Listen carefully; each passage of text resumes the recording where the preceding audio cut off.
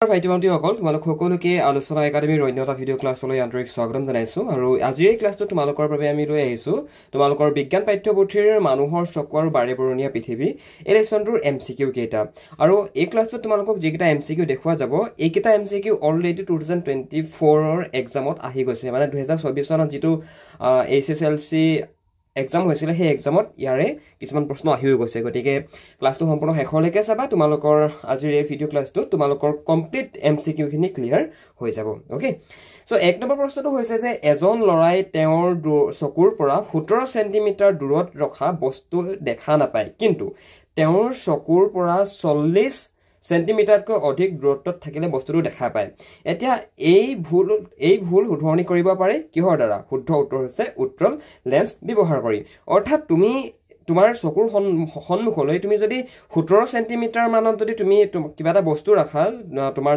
যদি তুমি তোমাৰ কলমটোকে ৰাখিছোৱা তেনেহলে তুমি হিমান ভালকে দেখি নেপাবা তুমি ট্ৰাই কৰি চাব পাৰা চকুকিটা উচলে তোমালকে কলমটো নিপিনে চোৱা তোমালকে দেখি পোৱা নে নোপোৱা গম পাইছানে সো ইয়াত এটো কথাকে বুজাইছে গম পাইছানে এইখিনি কথা অলৰেডি আমি মানুহৰ চকুৰ বাৰেবৰণীয়া পৃথিৱী যেতিয়া পঢ়িছিলো ইয়াত ইংৰাজীটো লিখা আছে তাৰ কাৰণে চিন্তা কৰিব নালাগে আমি তোমালোকক অলৰেডি কথাখিনি তেতিয়া বুজাই আহিছিলো হয় না নহয় সো তোমালোকৰ যিসকলে আগৰ ক্লাছবিলাক নকৰাকে এটো ক্লাছ কৰিব আহিছা তোমালোকৰ কিন্তু কথাবিলাক বুজি পোৱাত প্ৰবলেম হ'ব গতিকে উত্তৰ লেন্স ব্যৱহাৰ কৰি এই ভুলটো শুধৰাব পাৰি নতুবা ভুলটো শুধৰণি কৰিব পাৰি ইয়াতে ইংলিছত লিখা আছে যিখিনি ইংলিছ মিডিয়ামৰ পৰা বিলং কৰা তোমালোকে ইয়াৰ পৰা চাই লিখি লবা আকাশৰ ৰং নীলা হোৱাৰ কাৰণ কি আমি আকাশখন এটো বং নহয় দে এটো ৰং হ'ব লাগে ৰটো ডিটিপি কোতে ভুল হৈ গল আমি আকাশখন দিনত কেনেকুৱা দেখো নীলা দেখো এতিয়া আকাশখন কিয় নীলা হয় গম পাইছানে আকাশৰ ৰংটো কিয় নীলা ইয়াৰ কাৰণটো কি শুদ্ধ উত্তৰ হৈছে পোহৰ বিক্ষেপণ তোমালোকক মই যেতিয়া পোহৰ মানুহৰ চকুৰ বাৰেবৰণীয়া পৃথিৱী লেসনটো পঢ়াইছিলো তাত তোমালোকক এই কনসেপ্টটো শিকাই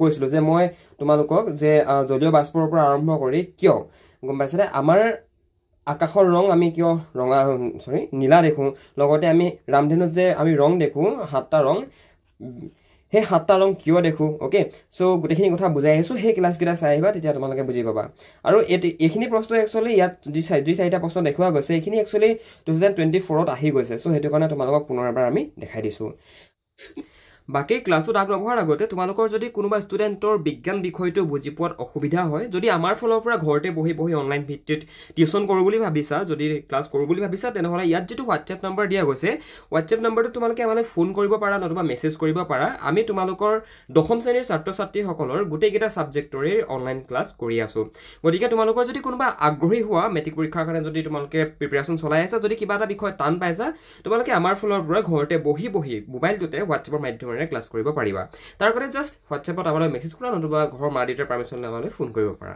এতিয়া বল আমি আমাৰ নেক্সট MCQ টোৰ ফালে আগবাঢ়ো মানুহৰ চকুৰে বস্তু এটাৰ প্ৰতিবিম্ব গঠন কৰা স্থান অক্ষিপট যাক ইংৰাজীত কোৱা হয় ৰেটিনা অৰ্থাৎ মানুহৰ চকুৱে বস্তু এটাৰ প্ৰতিবিম্ব গঠন কৰা যে আমি যে আমাৰ চকুৰ সন্মুখত থোৱা কিবা এটা বস্তু আমি যে চকুৰে দেখি পাওঁ গম পাইছানে এটো আমি কিহেৰে দেখো এটা চকুৰে দেখো বুলি সকলোৱে জানে হয় নহয় কিন্তু চকুত ৰেটিনা আছে আমাৰ মানুহৰ চকুত ৰেটিনা আছে গম পাইছানে সেই ৰেটিনাতে যিকোনো এটা বস্তু আমি যেতিয়া চাওঁ যেতিয়া পোহৰ আহি আমি যিকোনো এটা বস্তু কেতিয়া দেখি পাওঁ যেতিয়া পোহৰ আহি হে বস্তুটোত খুন্দা খাই হে পোহৰ যেতিয়া ৰিফ্লেক্ট হৈ আহে তাৰ পৰৱৰ্তী পৰ্যায়ত যেতিয়া হে পোহৰ আহি চকুত পৰে তেতিয়াহে আমি যিকোনো এটা বস্তু দেখো যিকোনো এটা প্ৰতিবিম্ব দেখো হয় না নহয় কথাটো তোমালোকক বুজাইছিলো নহয় মনত পৰিছে চাগে এতিয়া এই চকুৰে বস্তু এটাৰ প্ৰতিবিম্ব গঠন কৰাৰ স্থানটো কি হেতুকে প্ৰশ্নটো সুধিছে মানে শুদ্ধ উত্তৰটো হৈছে ৰেটিনা যাক ইংৰাজীত যাক অসমীয়াত কোৱা হয়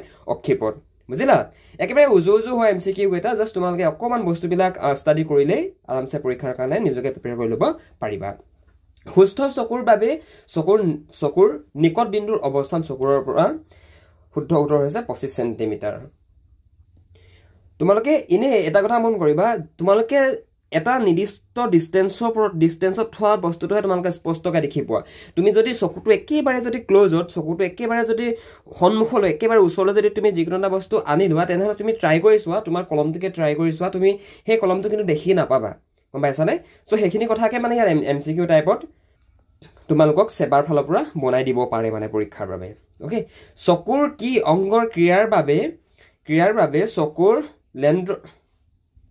লেন্ডাৰ ফোকাস নাইবা ব্ৰকটাৰ দৈৰ্ঘ্যৰ পৰিৱৰ্তন হয় শুদ্ধ উত্তৰটো হৈছে চিলিয়াৰী পেশী একচুৱেলি এইকেইটা তোমালোকৰ সিমানটা মানে ইয়াত বুজিবলগীয়া নাই, ইয়াত জাষ্ট কিছুমান নাম আমি মনত ৰখাবলগীয়া হয়।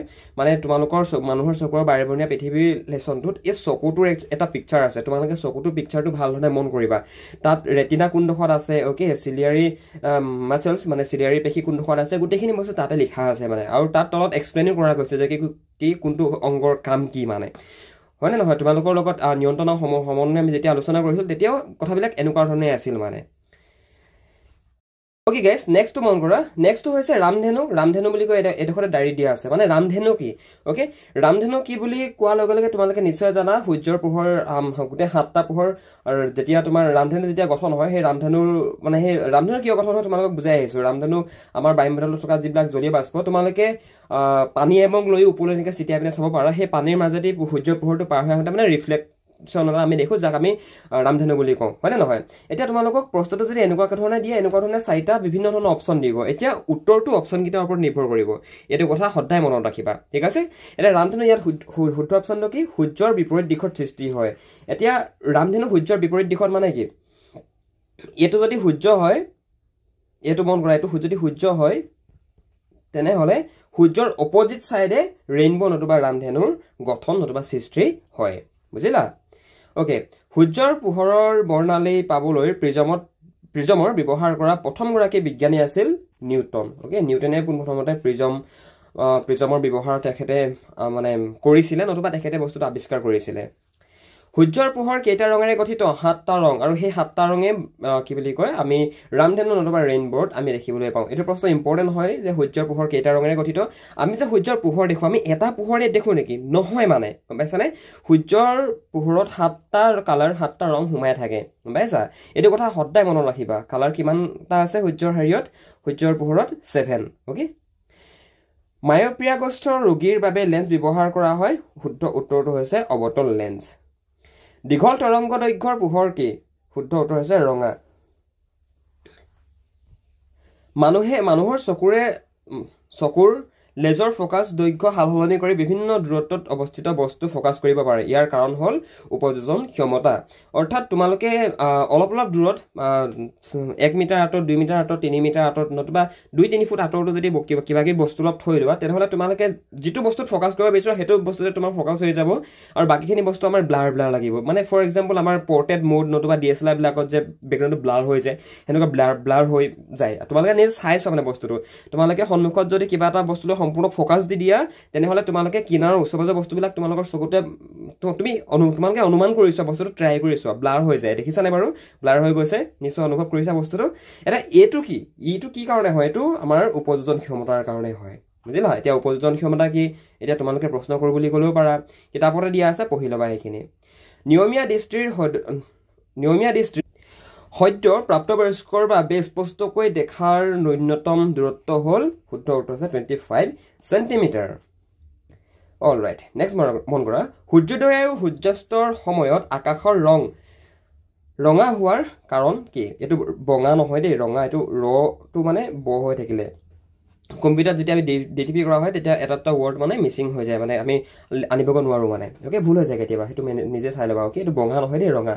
সূৰ্যোদয় আৰু সূৰ্যাস্তৰ সময়ত আকাশৰ ৰং আমি ৰঙা দেখোঁ, কিন্তু ৰঙা কিয় হয় মানে? শুদ্ধ উত্তৰ হৈছে পোহৰৰ বিক্ষেপণৰ কাৰণে। এতিয়া পোহৰৰ বিক্ষেপণ কি? পুনৰবাৰ তোমালোকক কৈছোঁ, কিতাপতে দিয়া আছে, পঢ়িবা পোহৰ বিক্ষেপণ কি বস্তু। অ'কে, বাকী আৰু ইম্পৰ্টেণ্ট আছে, জাষ্ট ক্লাছটো ভাল ধৰণে চাই যোৱা।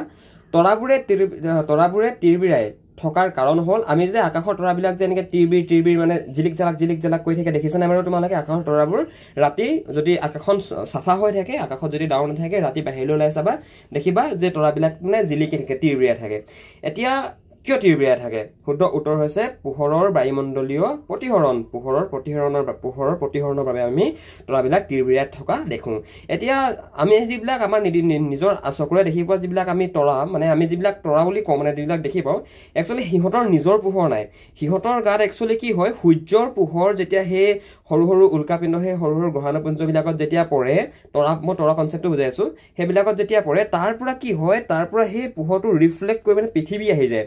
আৰু পৃথিৱীত আমি সেই তৰাটো যেতিয়া ওপৰলৈ চাই দিওঁ যেতিয়া মহাকাশত যেতিয়া তৰাটো চাওঁ তেতিয়া জিলিক জালাক কৰি থকা দেখোঁ অৰ্থাৎ মানে এই উল্কাপিণ্ডৰ পৰা বা মানে এই সৰু সৰু যিবিলাক দেখিছা এই ডট ডট দেখিছা এইবিলাক ভাবি লোৱা তোমালোকে গ্ৰহাণুপুঞ্জ বুলি ভাবি লোৱা এই গ্ৰহাণুপুঞ্জবিলাকৰ পৰা যেতিয়া সূৰ্যৰ পোহৰ আমাৰ পৃথিৱীৰ পায়হি আৰু পৃথিৱীত যিহেতু বায়ুমণ্ডল আছে হয়নে নহয় আমাৰ এটমস্ফিয়াৰ এটা আছে বিভিন্ন ধৰণৰ জলীয় বাষ্প আছে গেছ আছে হয়নে তো সেই পোহৰৰ মানে আমাৰ পৃথিৱীৰ উপৰিভাগত যি বায়ুমণ্ডলীয় মানে এটা তৰপ আছে তাৰ কাৰণে আমি এই তৰাবোৰক আমি তিৰবিৰাই থকা দেখিবলৈ পাওঁ কিন্তু একচুৱেলি তৰাবোৰ তিৰবিৰাই নাথাকে বুজিলা ভিডিঅ'টো ইমান দূৰলৈকে চোৱাৰ কাৰণে বহুত বহুত ধন্যবাদ বাকী তোমালোকৰ কোনোবা ষ্টুডেণ্টে যদি ঘৰতে বহি অনলাইন ভিত্তিত ছায়েন্স নতুবা বাকী ছাবজেক্টবিলাকৰ টিউশ্যনছ কৰিব বিচৰা তেনেহ'লে তোমালোকে ইয়াত যিটো হোৱাটছএপ নম্বৰ দিয়া গৈছে এই হোৱাটছএপ নম্বৰটোত আমাক যোগাযোগ কৰিব পাৰা আমি তোমালোকক ঘৰতে বহি টিউশ্যন লোৱাৰ ক্ষেত্ৰত সহায় কৰিব পাৰিম এই সম্পৰ্কে আৰু জানিবৰ কাৰণে ইয়াত থকা হোৱাটছএপ নম্বৰটোত আমালৈ যোগাযোগ কৰা নতুবা আমাক হোৱাটছএপত মেছেজ কৰা আমি তোমালোকক সম্পূৰ্ণৰূপে সহায় আগবঢ়াম ধন্যবাদ